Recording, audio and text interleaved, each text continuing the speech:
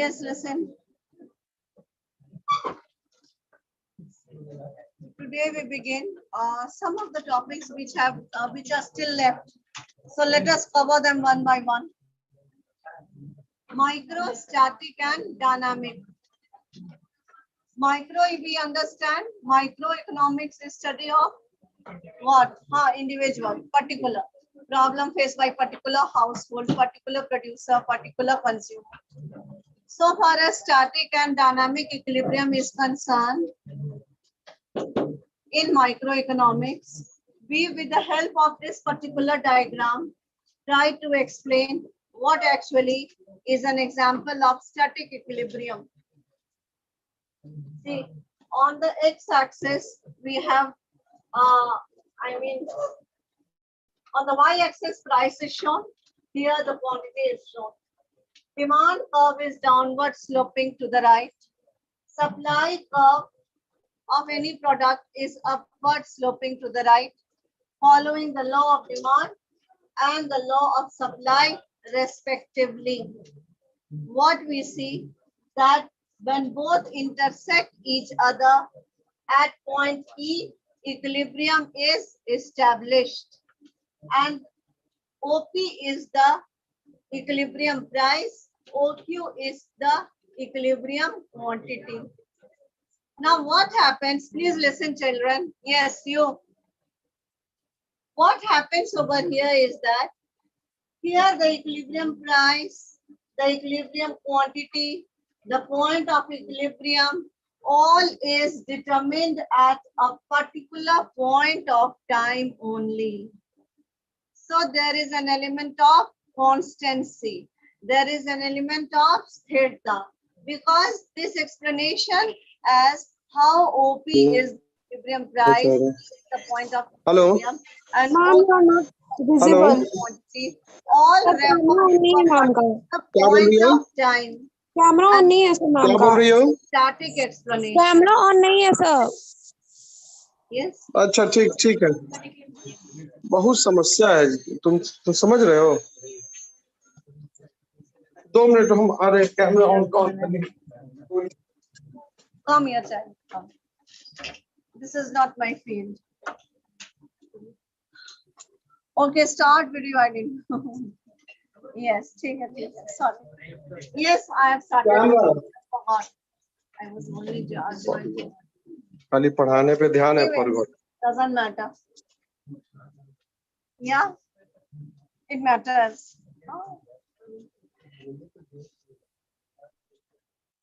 So this is the static explanation. Whereas in case of dynamic, what we see? In case of dynamic, as the word suggests, that when there will be changes in the demand, and then there will be corresponding changes in the supply, and ultimately a new equilibrium will be established. And in this way, in dynamic equilibrium, the very path through which the new equilibrium will be established is explained. Okay. With the changes in the demand, suppose there is rise in demand. When there is rise in demand and the supply is not subject to a lot of changes in very short period, then there will be what? Rise in the prices. When there will be rise in the prices, then the producer will be encouraged to manufacture more of output. When the producer will be encouraged to manufacture more of output, then supply will rise. Then supply will also rise and demand is already high and a new equilibrium point will be established. So in a case of dynamic equilibrium, the whole path is shown through which demand and supply forces traverse and establish themselves at a different point of equilibrium, at a different price with a different equilibrium quantity. So this is the difference between a static equilibrium in microeconomics and dynamic equilibrium in microeconomics. I explain again for those Hindi, is it? No, it is not desired. Then I will just summarize so that even if anyone has joined late, it is crystal clear to them. And especially online is there also. See, in this particular few minutes, we have only covered one topic, and that is a very elementary, fundamental kind of a topic, that how static and dynamic equilibrium can be explained in terms of in microeconomics. We understand that microeconomics में हम लोग study करते हैं particular household, particular consumer, particular producer की समस्या. Micro means small, micro means individual. Now listen here, you stop talking. We have tried to explain this with the help of a diagram. What we see that first of all I have written जो static concept होता है वो किसी equilibrium को एक particular point of time पर स्थापित हुआ दर्शाता है, not how the whole path, only at a particular point of time. So with the help of this diagram we have shown that the demand curve जो downward sloping है, supply curve जो upward sloping है, following the laws respective, law of demand and law of supply, both where intersect, their equilibrium point is determined. Corresponding to this equilibrium point, OP equilibrium price है, OQ equilibrium quantity है. जब हम लोग कह रहे हैं demand, supply, particular equilibrium at a particular point of time, then equilibrium price at a particular point of time, equilibrium quantity at a particular point of time. So every time we are using a static concept कि एक particular point of time पर मांग और supply के intersection से किस रूप में निर्धारित होता है equilibrium quantity, equilibrium price. So this is a static explanation. Dynamic explanation will show the whole path. I said that when there is demand, there is supply, both intersect. E is the point of equilibrium, OP is the price, OQ is the quantity equilibrium. Now there is a rise in the demand. When there is a rise in demand, suppose it is a short period, then corresponding to the rise in demand, तुरंत ही supply में इतनी अधिक वृद्धि नहीं हो जाएगी, short period में especially. तो किस चीज में वृद्धि होगी? मांग में वृद्धि हो गई है, supply में इतनी अधिक वृद्धि नहीं है. So what will happen? Prices will go up. This is how the path will traverse. Prices will go up. Now with the rise in the prices, those who are manufacturers, जो producers हैं, they will be allowed, they will be encouraged to manufacture more of output, generate more of output. Then there will be more of output available in the market. Supply will rise. When supply has increased and there has been a rise in a demand, then through these interaction of demand and supply, within a certain period of time, again, economy will reach a new equilibrium. So dynamic equilibrium में वो पूरा pathway किस रूप से traverse किया जाता है, जब मांग में वृद्धि हो, फिर सप्लाई में उसका क्या प्रभाव हो, कीमत पर क्या प्रभाव हो, और अल्टीमेटली इस पाथ के थ्रू किस तरह से हम लोग न्यू इक्विलिब्रियम पर इस्टेब्लिश होंगे, ये सारी पाथवे डायनामिक इक्विलिब्रियम शो करेगा. Yes, yes. Did you follow this? Yes. Now this is a small topic. Now I come to the loanable fund theory, Keynesian theory of employment and of interest also I will teach. So that at one particular go, the whole concept is clear. Yes, please say. Dynamic का भी graph आप बना सकते हैं, जैसे this is demand, this is supply, this is equilibrium, this is equilibrium price, this is equilibrium quantity. ठीक है? Then there is this much rise in demand. Corresponding to it, there is little rise in supply. ठीक है? So demand has gone up, whereas supply में बहुत ज़्यादा वृद्धि, supply has not increased that much. Okay, so prices will rise. Again, supply will rise more, and in this way, new equilibrium will be established. Okay. Next is what? Next is Keynesian theory and loanable fund theory. Which one? Dynamic. Hindi में कर दें क्या? नहीं, जिसमें ज्यादा समझ में आ जाए. It's not a English. Dynamic equilibrium हुआ. लिसन, डायनामिक इक्विलिब्रियम का एक्सप्लेनेशन का अर्थ है कि हम लोग किसी भी पर्टिकुलर वेरिएबल में किस रूप में समय के साथ परिवर्तन हो रहा है, ये दर्शाया जाता है. स्टैटिक में एक पर्टिकुलर पॉइंट ऑफ इक्विलिब्रियम, एक पर्टिकुलर पॉइंट ऑफ टाइम, एक पर्टिकुलर बिंदु ऑफ टाइम की ही चर्चा की जाती है. डायनामिक में चर्चा की जाती है कि एक सर्टेन पीरियड ऑफ टाइम, यानी एक समय अवधि में, एक पर्टिकुलर पॉइंट नहीं, एक समय काल में किस रूप में इकोनॉमिक वेरिएबल में आपस में इंटरैक्शन होकर के परिवर्तन होता है. इतना समझ में आया? यस, डायनामिक वाइब्रेंट रहता है. That is what I explain कि डिमांड डाउनवर्ड स्लोपिंग है, सप्लाई अपवर्ड स्लोपिंग है. बोथ, नाउ लिसन, आप ही कहे नहीं तो I will make a progress. No, both intersect each other. Equilibrium price establish हो गया है, इक्विलिब्रियम क्वांटिटी एस्टैब्लिश हो गई है, परंतु with the passage of time, with the changes in the time, there is rise in demand. When there is rise in demand, suppose in a short period, supply cannot move so much, so there will be a rise in the price. But मैंने कहा कि ये rise in the price supplier के लिए एक attraction है, क्योंकि profit margin will go high. So when the profit margin will go high, they will do what?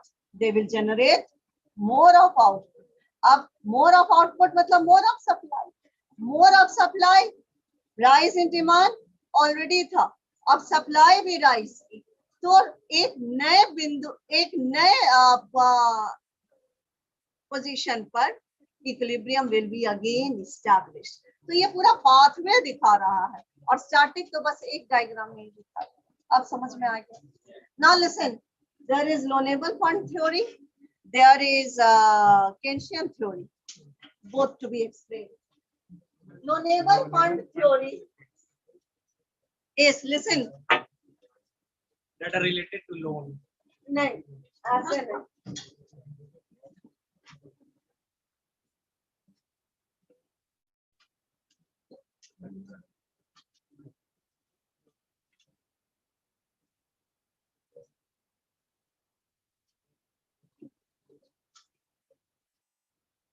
Demand,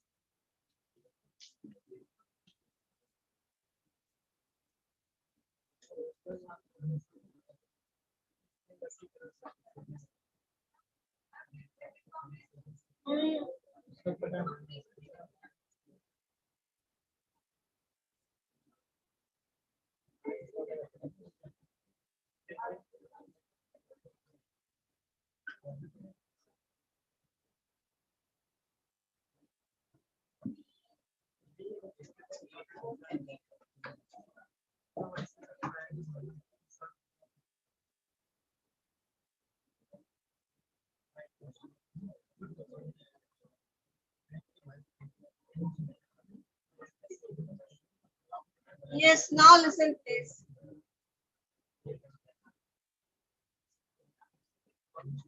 Loanable fund theory is a neoclassical theory developed by Swedish economist.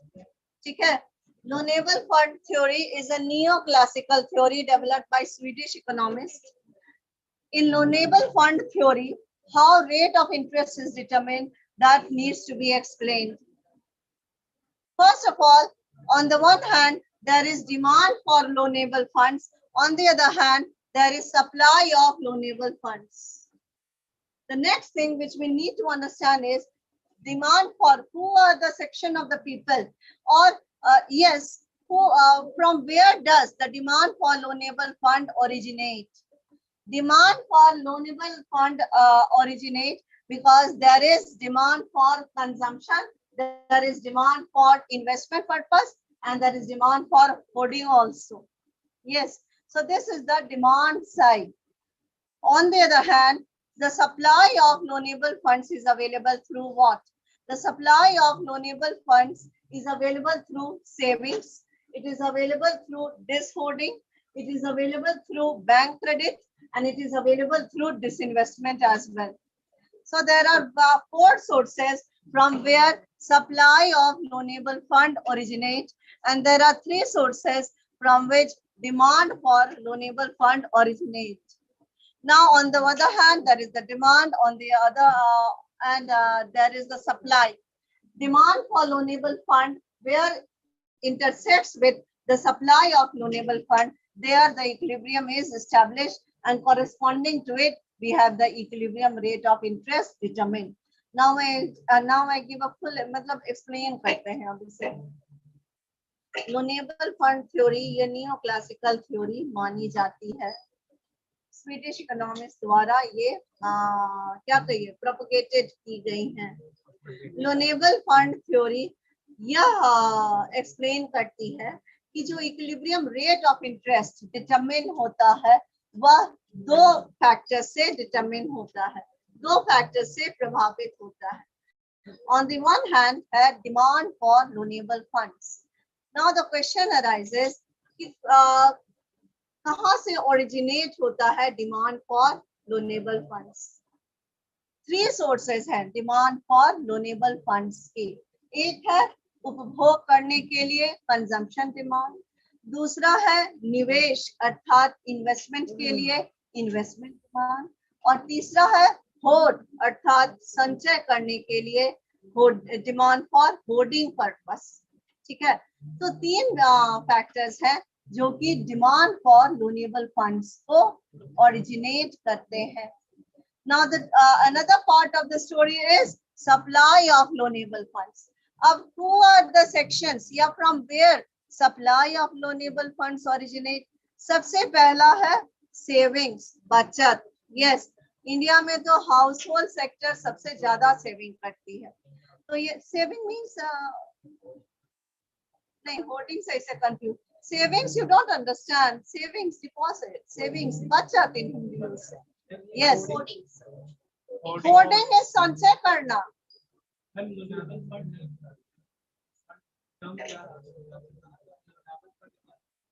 Loanable fund means what can be made available. Yes, on the one hand there is the demand, on the other hand there is supply. और loanable fund theory ये explain actually करती है कि जो कर्ज ऋण के रूप में फंड दिया जाता है और उसके साथ रेट ऑफ इंटरेस्ट का क्या हो रही है. Every loan is at a certain rate of and against security. Now listen, supply of loanable funds. जो बचत किया जाता है, जो सेविंग्स किया जाता है, वो एक सोर्स कैसे जो बचत की जाती है, that is one of the source of loanable fund. Yes, बचत is what someone was asking. Yes, so you earn rupee 10 and 6 rupee you consume, 4 rupee is left for saving. है ना? Y is equal to C plus S. So savings are there. This is one of the major source. Then there is this hoarding. What you have been accumulating, what you have accumulated, you understand? Yes, that money will be dishoarded. So it will also come in the flow in the circulation, no? So this is dishoarding. Savings और डिसहोर्डिंग दो different एकदम concept है. Savings तो बचत है, saving तो deposit है, और डिसहोर्डिंग है कि जिसको हम लोग एक्युमुलेट करके in a certain period of time रखते हैं. तो वो पैसा भी जब आप मार्केट में ले आते हैं तो वह भी सप्लाई हो जाती है लोनेबल फंड्स की. Then you have bank credit. Yes, banks create credit या commercial banks.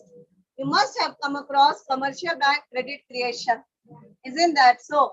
Commercial banks create credit. And so that is also a source of supply. And the last of all is disinvestment. Disinvestment is what? Tell me please, you people also. Selling of shares of public sector enterprises into the hands of private sector. वो India के लिए specifically होती है क्योंकि public sector units यहाँ loss incur कर रही थी, तो that is why they are disinvestment. These together, these are the two blades, and when they intersect each other at that particular rate, the rate of interest equilibrium will be determined. Okay, so this is the loanable fund theory, which is a neoclassical theory. Classical theory only takes, they emphasize the real factors. Then you have the neoclassical theory. And then you have the Keynesian theory of rate of interest, which is known as the liquidity preference theory of rate of interest, which is a monetary explanation of how rate of interest is determined. Because Keynes said that it is the monetary factors which will influence the rate of interest. So, एक extreme में केवल real factors, productivity को माना जाए. The rate of interest वो determine करती है, productivity of capital. दूसरा छोड़ है, ये loanable fund आप कह सकते हैं midway है. और अब हम लोग इसके बाद Keynesian theory of rate of interest discuss कर लेते हैं, जो कि monetary explanation है. Monetary factors को केवल consider करती है how rate of interest is determined. I move to that also, which is most popular, liquidity preference theory. Yes. Demand for holding. Yes, you can make a demand for funds so that you accumulate it also. Demand for holding का अर्थ ही क्या हुआ सीधे शब्दों में? Demand for holding का अर्थ यह हुआ कि संचय करके, accumulate करके पैसा रखने के लिए, इसके लिए भी फंड की मांग मार्केट में कंजम्पशन डिमांड के लिए भी हो सकती है. Capital goods, machinery, factory, plant, layout के लिए भी हो सकती है पैसे की आवश्यकता.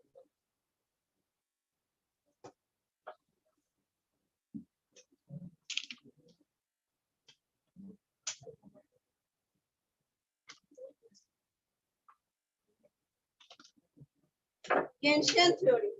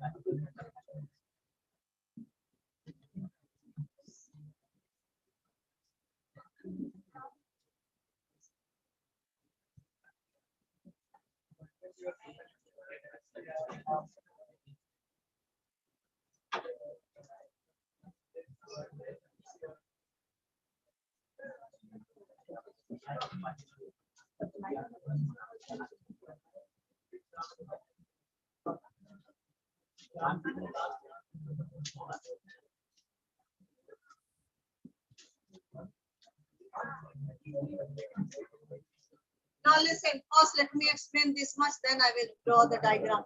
See over here, liquidity preference theory of rate of interest. This particular rate of interest theory is a monetary explanation of how rate of interest is determined, and it has been developed by J.M. Keynes, British economist, Lord J.M. Keynes. Yes, now listen over here. He says, on the one hand, here also we talk about demand for money and we talk about supply of money. According to Keynes, demand for money is made for three purposes. The first is transaction motive. Transaction motive means what? So you earn one day, your salary comes on say 7th or 4th, but you require what? You require to spend each and every day. You require vegetables, you require fruit, you require copies. So every day you require money, cash in order to spend on goods and services. So you need to transact, and therefore to satisfy your wants, you keep money so that you are able to purchase so many things. Transaction motive. This is what? This depends upon your level of income. Because if you will have more of income, you will keep more money under transaction motive. If you have less of income, you will be able to keep less of money under transaction motive. So what we see is that money held under transaction motive is income elastic. It is influenced by the level of income, and it is not interest elastic. No, it is not influenced by the rate of interest. Though in an advanced explanation, they have said that at a very, very high rate of interest, it influences. But Keynesian theory, it says My is a function of, MT is a function of Y. Money held under transaction motive is a function of level of income. Number two, what are you doing? You are not in a theater. Sit properly and listen, please, children. Yes, say.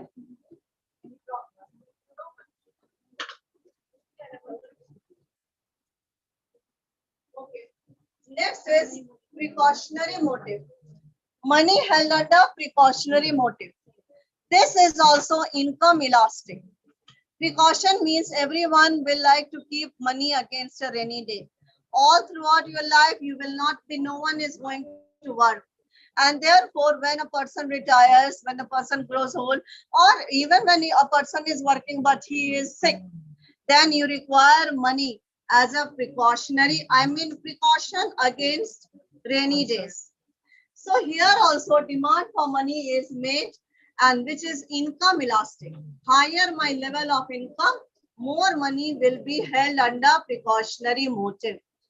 Third is the speculative motive. Okay? Speculative motive. Now this is to be explained. Speculation is there. Speculation in the bond market, stock market. Yes, at a very high rate of interest, you will like to invest in shares. You will like to invest in securities, I should rather say. Shares पर तो dividend मिलता है, dividend owners capital हो गया. So you will like to invest in the bond market, I should rather say, to be technically correct. Bond है वो अलग चीज है, shares अलग है. Shares तो owners fund है, तो shares owners capital है, तो उस पर rate of dividend मिलता है. और ये जो सिक्योरिटी हुई हमारी जैसे डिबेंचर्स या bonds, debentures holders they are creditors to the company, तो इस पर they will earn a rate of interest. So to be technically correct, debentures bonds इन पर. तो बॉन्ड मार्केट में, सिक्योरिटी मार्केट में स्पेकुलेशन मतलब guess work. At a high rate of interest you will like to invest more in bonds, more in debentures, because your earning is high. At a low rate of interest, you will not be encouraged to invest, to purchase what? To purchase bonds and debentures, because the reward is less, the rate of interest is less. So at a low rate of interest, you will not be interested in investing in security. At a high rate of interest, you will be interested in investing in securities. Now, at a very, very low rate of interest, a person will rather keep money in liquid rather than purchase any security. That portion is known as liquidity trap. At a very low rate of interest, people will be interested only in keeping money in liquid form, and they will not be interested in investing in security, because there is a hope that tomorrow the rate of interest shall go up and there will be an upsurge, and then they will invest in bond market. Then they will invest in security. So there is a portion which is liquidity trap, considered as liquidity trap. Yes.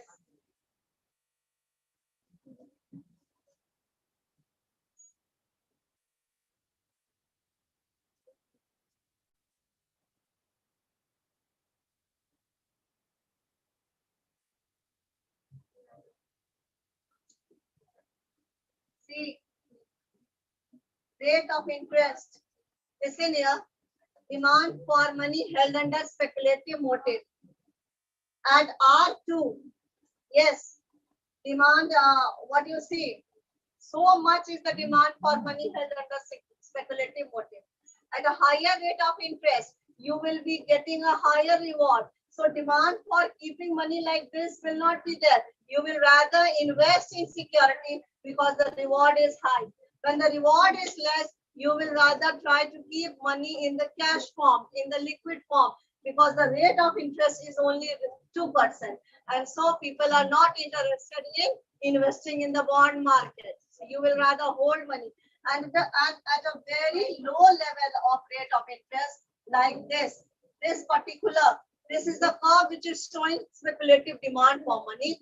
At this particular very low rate of interest, money will be held liquid rather than any investment will be made, because there is an expectation that tomorrow there will be an upsurge in the bond market and rate of interest will go high. Or here, if this speculative demand for money curve becomes perfectly elastic, you see, it has become flat like this.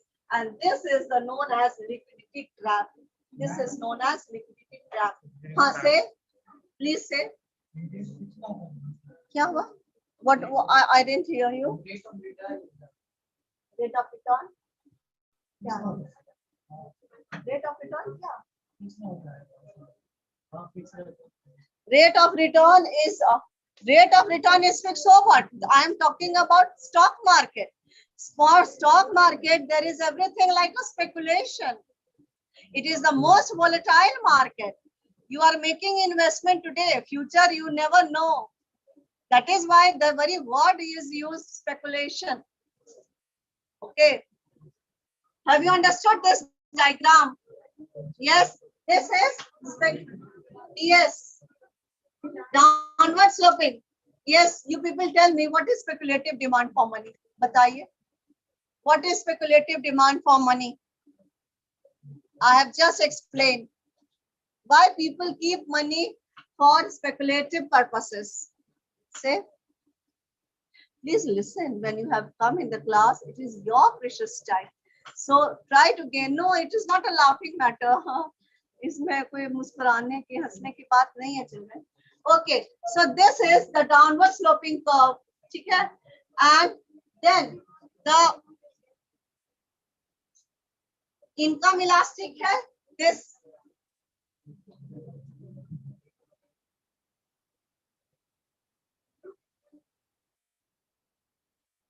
और ये rate of interest से प्रभावित होता है. हाँ. Then what you do? Income elastic है precautionary और transaction motive, और इंटरेस्ट इलास्टिक है स्पेकुलेटिव मोटिव. तो ultimately we join together total demand for money. Interest elastic तो है नहीं, इंटरेस्ट इलास्टिक है नहीं ना, तो परफेक्टली इनइलास्टिक कब है? वर्टिकल है. So we join together, or ultimately the curve demand for money will be like that. है. ये तो इनका इंटरेस्ट इनइलास्टिक है ना, तो inelastic vertical elasticity of demand you have studied, perfectly inelastic है. It makes no response. और speculative इस तरह से है. तो अल्टीमेटली इन दोनों कर्व को ज्वाइन भी कर दीजिएगा तो अज्यूम अल्टीमेटली शेप क्या होगा? Downward sloping. Because these two are perfectly inelastic. They are not. Are you understanding? But yes, I will say again, I will repeat again that जो इसको भी एडवांस थ्योरी इस पे बनी है, तो ये कहा जाता है कि at a very very high rate of interest, these two also respond to the rate of interest. But यहाँ उस चीज को चर्चा नहीं कर रहे हैं. इससे अननेसेसरी कंफ्यूजन होगा। केन्स की जो प्योर थ्योरी है उसमें इनकम इलास्टिक और ये इंटरेस्ट इलास्टिक। ये इंटरेस्ट इनइलास्टिक है, प्रिकॉशनरी मोटिव, ट्रांजैक्शन मोटिव। तो इसको ज्वाइन करके ये demand for money held under speculative motive downward sloping है, क्योंकि at a higher rate of interest less money is held under speculative motive, at a low rate of interest more money will be held under speculative motive. So the curve of demand for money goes like this. अब supply कहाँ है? Supply of money is determined by whom? By the central bank, केंद्रीय bank, currency authority, RBI in our case. ठीक है? Okay, it is determined by the Reserve Bank of India. So it is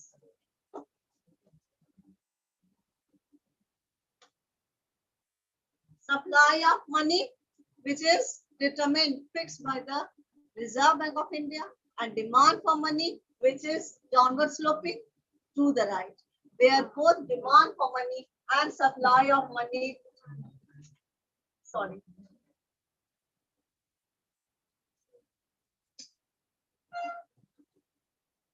there you have equilibrium rate of interest. Okay. There you have, yes, please ask. Below diagram here.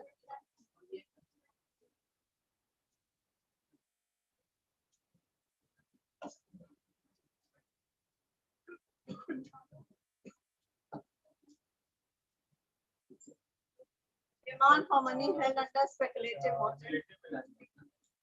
Relatively? हाँ, relatively elastic. यहाँ perfectly inelastic हो जाती है, perfectly elastic हो जाती है.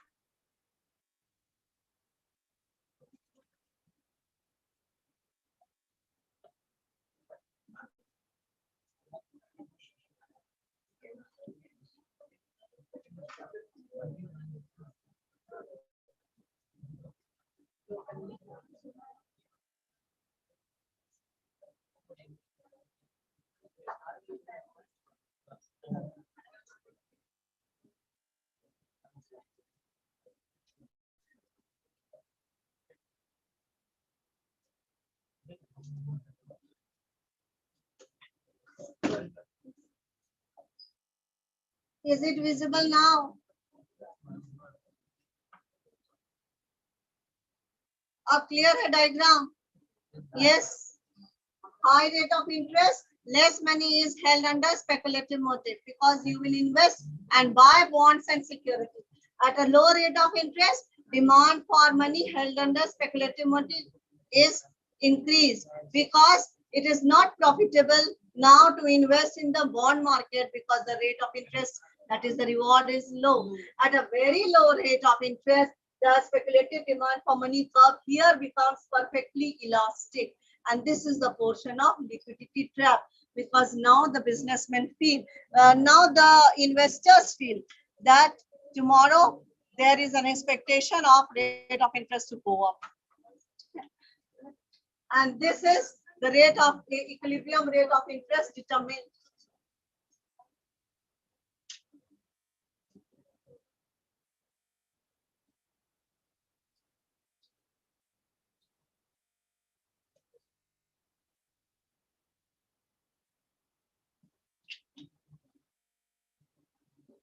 OR is the equilibrium rate of interest.